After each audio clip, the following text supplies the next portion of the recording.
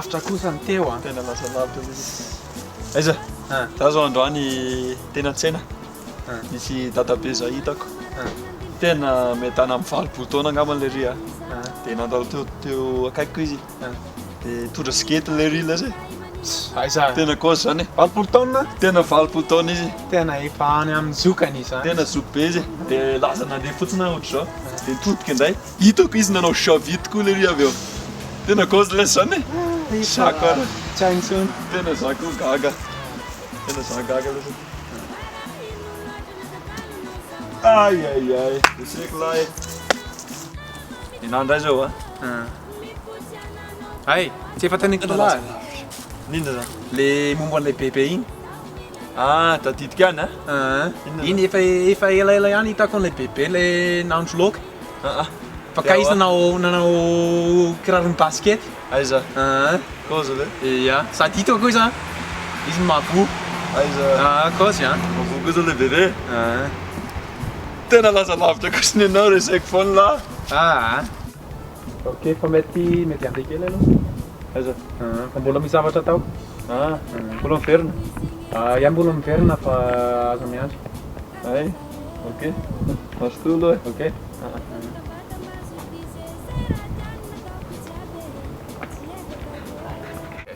orneny io za tsy amboaranao vonjom-poriny intsony mankarary kibo ao ary dado tsy anamboarako voanjobory intsony ianao saotra dado nefa za tia voanjobory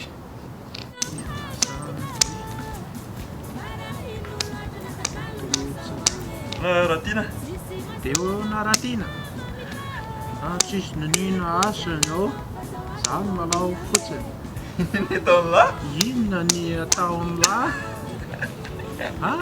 nalao fotsiny anie mahafinaritra maninona andrasako ay lahy amin'ny kanety be andrasa aloha fa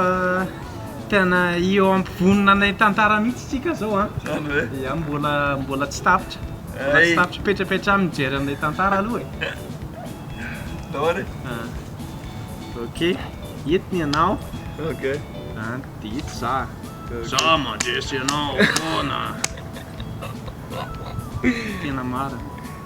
sara mba nandesy kelyko atao mafy ay mafy mifampikasy tena mafy daory zao ary nandresanao indraindraiko aiza kosa rezy alesy resinao mba zao ka ny tena tianao zao no lay tena zay le izy satria ny olona samy manana izay tiany fa tsy tokony mitsara anazy tsika vavelao izy raha vao mahita olona manao fihetsika hafahafa azo atao be vandravandra vaveleo izy tena marina zany satria zao ny olona ne tsy manao ratsy fa fombany fotsiny io dia valao izy satria matoa izy manao izy dia tiany zany izy tena zany mihitsy tena joroko favimbelona tena kozy io marina zany tena marina Vazaha Miteny Gasy tsy manavakavaka tsy mifidy tsy mitsaratsara